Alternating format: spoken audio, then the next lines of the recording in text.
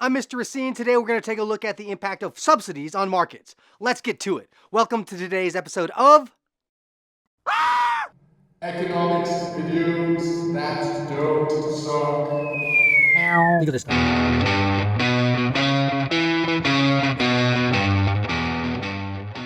This is Ray, a corn farmer. At the beginning of every planting season, Ray needs to decide how much corn he wants to plant. Now, the prices of corn can be quite volatile. It can go up or down quite a lot over the course of a planting season, which can be quite difficult for Ray in trying to decide how much corn to plant. Luckily for Ray, there are these financial instruments called corn futures, which Ray can use to lock in a future guaranteed price for his corn. And he doesn't have to worry about the price of corn falling through the floor after he's planted the corn. If at the beginning of the planting season, Ray can secure a corn future price of $6 per bushel, meaning he can sell his corn at that price 3 months from now, it's not even going to be worth his time. The cost of land, labor, and capital is just too high, and planting corn isn't going to be profitable. Ray will supply 0 bushels of corn to the market, and he'll use his land for some other purposes.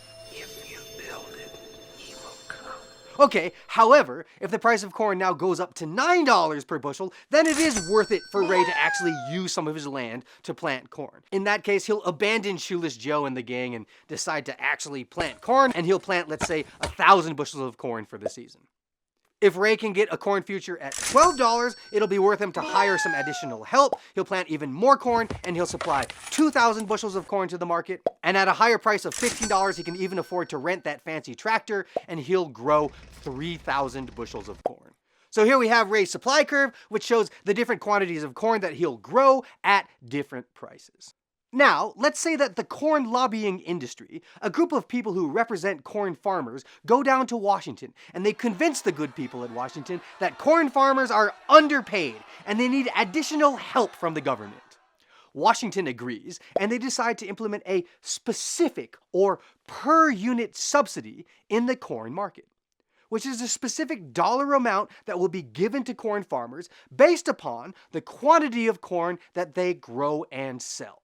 If corn farmers grow more, they will get a larger subsidy.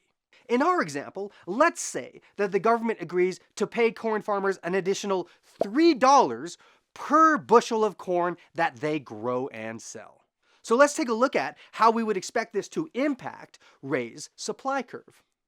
Previously, if corn futures were locked in at $6, we said that that wasn't going to be worth Ray's time. He's going to build a baseball field instead, right? But now, with a subsidy in place, if the market price is $6, Ray realizes that he can sell his corn, get $6 from the buyer, but then also get another $3 on top of that from the government. Meaning, in reality, Ray would be receiving $9 per bushel of corn sold. And we know that at a price of $9 per bushel from Ray's perspective, it's worth it for him to actually grow some corn. 1,000 bushels of corn, in fact. So this means at a market price of $6 plus the $3 from the government, Ray will now grow 1,000 bushels of corn. Previously, at a hypothetical corn future price of $9, Ray was going to be willing to produce and sell 1,000 bushels of corn. But now he realizes that if the market price were $9, he would also get $3 from the government, meaning in total, Ray's receiving $12 per bushel. And at a price of $12 per bushel, Ray's going to be willing to produce and sell 2,000 bushels of corn. So, if the market price is $9, Ray gets another $3 from the government, he's going to produce and sell 2,000 bushels of corn. Similarly, at a market price of $12, Ray actually gets $15 after the subsidy, which encourages him to grow 3,000 bushels when the market price is $12. So this thing is Ray's supply curve with the subsidy. Very often we'll label it supply minus the subsidy. It tells us that if this is the market price, this is the quantity that Ray would be willing to produce and sell. If this is the market price, this is the quantity that Ray would be willing to produce and sell with the subsidy in place. And notice that the supply curve with the subsidy is just Ray's original supply curve shifted downwards by the amount of the subsidy per unit. With no subsidy in place, Ray needs to get $9 in order to be willing to grow any corn. But now the government says they're going to give him $3 for every bushel that he grows. So he actually only needs to get $6 from the consumer in order to be willing to produce and sell. He's willing to produce that same quantity, but now for $3 less. And this is true at every price quantity combination. The supply curve is shifted downwards by the amount of the subsidy per unit. When we looked at non-price determinants of supply, one of the things that we said that could increase the supply curve in a market was subsidies to a particular market. And we said that would shift the supply curve outwards, as that's how we represent an increase in supply. However, in this case, it may be more useful to consider this as a shift downwards of the supply curve, as the supply curve actually shifts down by the amount of the subsidy per unit. Which brings us to today's happy premise number 1. A subsidy on suppliers will shift the supply curve downwards by the amount of the subsidy per unit. If this is the supply curve for electric cars in Arizona and the government implements a $4,000 subsidy per car sold, the supply curve shifts down by $4,000. If this is the supply curve for health insurance in France and the government imposes a $500 a month subsidy, it shifts the supply curve downwards by $500.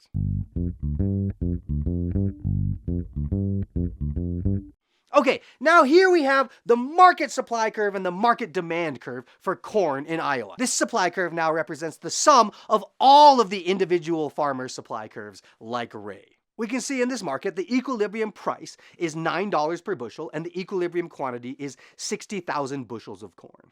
Now, let's assume that the government implements a $3 per bushel subsidy on suppliers of corn, which shifts the market supply curve downwards by $3. At our original equilibrium price of $9, there's now a surplus in the market. Buyers still only want to buy 60,000 bushels of corn, but suppliers are now willing to produce and sell 120,000 bushels of corn. This surplus puts downward pressure on prices. This downward pressure on price causes quantity demanded to increase, quantity supplied to fall until they're equal again, and we arrive at a new equilibrium price of $7 and a new equilibrium quantity of 80,000 bushels of corn. So what has happened? We've implemented this subsidy, it shifts the supply curve downwards or outwards, and as expected, it causes prices to fall and equilibrium quantity to rise. Happy premise number 2, an implementation of a subsidy on suppliers will cause equilibrium price in the market to fall and equilibrium quantity to increase. Okay, so let's take a look at how this subsidy impacts different stakeholders in the market, namely producers, consumers, and the government. From the perspective of consumers, it appears like they're better off. Price falls from $9 to $7, that's good, and quantity consumed increases from 60,000 to 80,000, that's also probably good. Consumers pay a lower price and they buy more.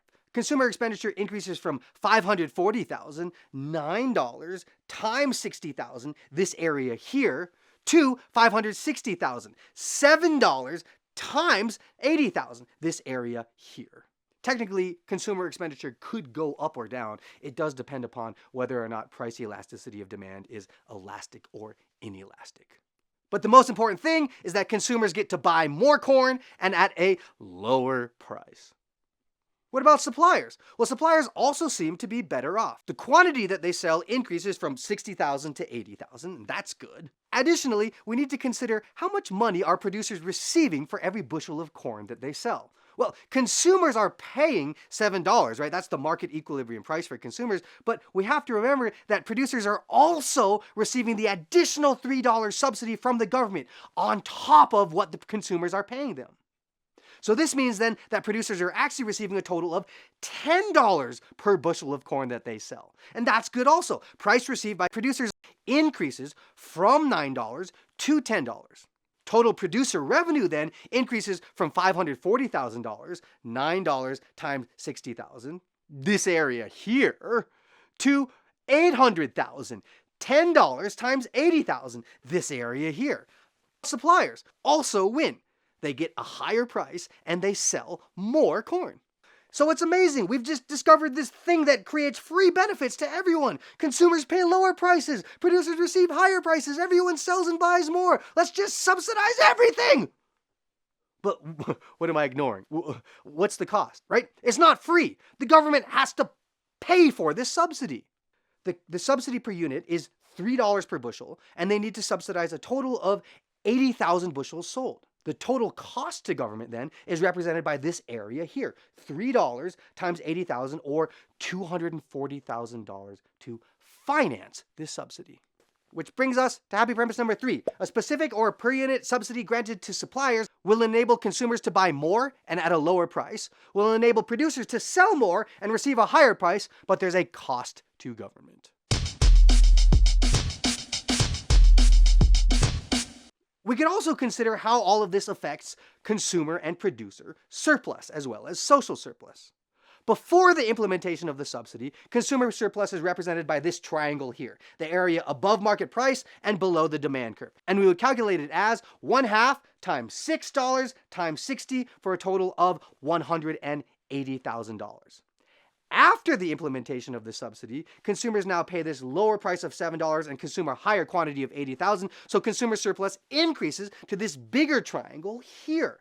After the implementation of the subsidy, consumer surplus is calculated as 1/2 times $8 times 80,000 for a total of $320,000. Consumer surplus increases by $140,000, the area of which is represented right here.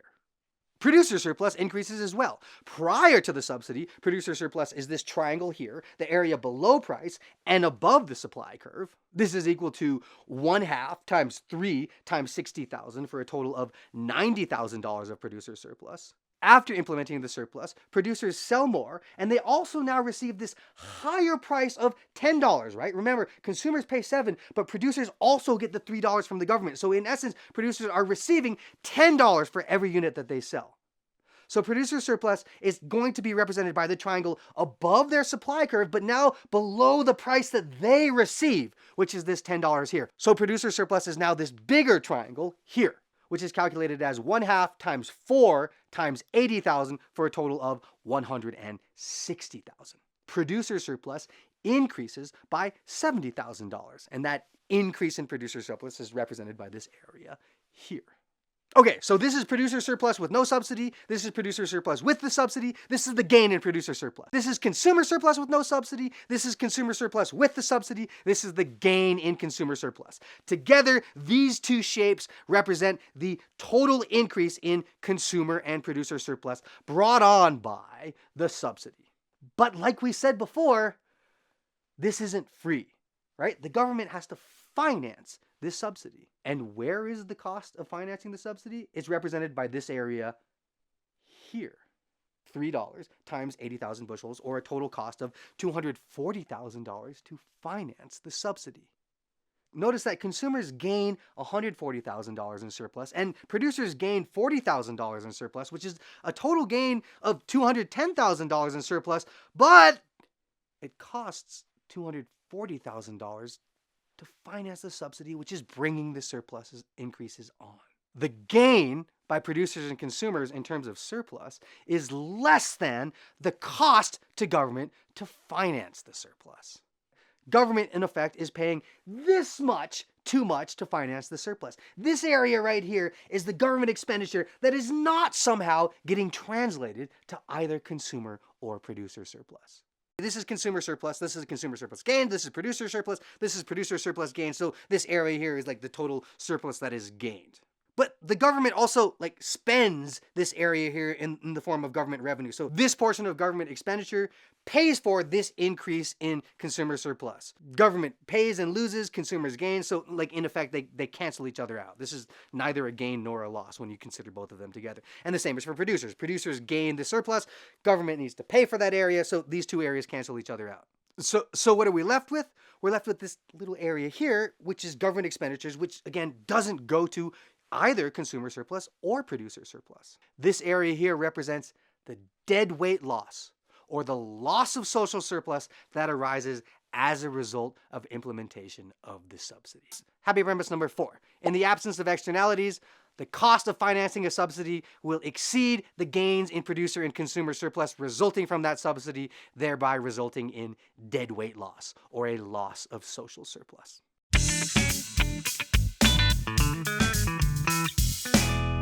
Finally, how does all of this affect allocative efficiency? When there's no subsidies, 60,000 bushels of corn are sold and the market price is $9. We know that the supply curve is the same as the marginal cost curve and the demand curve is the same as the marginal benefit curve. So when the market is in equilibrium with no subsidy, at a quantity of 60,000, marginal benefit is $9. And when producers produce and sell 60,000, marginal cost is $9. At market equilibrium with no subsidy, marginal benefit equals marginal cost. This is what we like to see. We like it when the additional cost of producing that last bushel of corn to farmers is equal to the additional benefit to consumers of consuming that last bushel of corn. What do we call this? Allocative efficiency, when marginal benefit equals marginal cost. What about after the implementation of the subsidy? Now the market is going to produce 80,000 bushels of corn. And when we produce 80,000 bushels of corn, we know that marginal benefit is only $7 and marginal cost is actually $10. The marginal cost, the additional cost to producers of making that last unit of corn is greater than the additional benefit to consumers of consuming that last unit of corn. Marginal cost exceeds marginal benefit. Too much corn is being produced. There's an over-allocation of resources. We do not achieve allocative efficiency, and in essence, there is now market failure. Happy premise number 5. In the absence of externalities, a subsidy will cause there to be an over-allocation of resources to the production of the good in question, causing marginal cost to be greater than marginal benefit, and a failure to meet allocative efficiency. Okay, so today we talked about specific or per unit subsidies to suppliers. Let's do a quick review. 1. A specific or per unit subsidy to suppliers will cause the supply curve to shift downwards by the dollar amount of the subsidy per unit.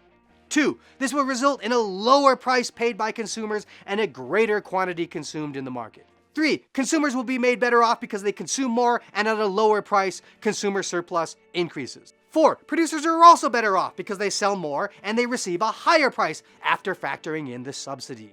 Producer surplus increases. 5. There is a cost to the government and that is equal to the subsidy per unit times the total quantity sold in the market. 6. The total government expenditure to finance a subsidy will exceed the gain in producer and consumer surplus, causing there to be deadweight loss as a result of the subsidy when there are no externalities. 7.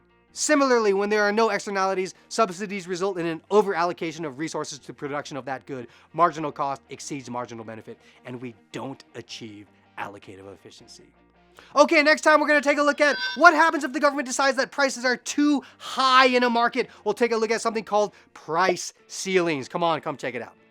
Hey, what's going on? I hope you liked this video and it helped clarify some of the stuff you're working on in your current economics studies. If you're looking for more resources to help you with AP Economics, IB Economics, Intro-Level University Economics, economics teaching resources, 1. Go check out our website, Economics Videos That Don't Suck, evtds.com, for access to our entire catalog of economics videos, as well as practice questions, answers, and even entire mock exams. 2. Be sure to subscribe to this channel, Economics Videos That Don't Suck, so you can get immediate access to all of our new videos as they're released, probably mirroring your economic studies right now.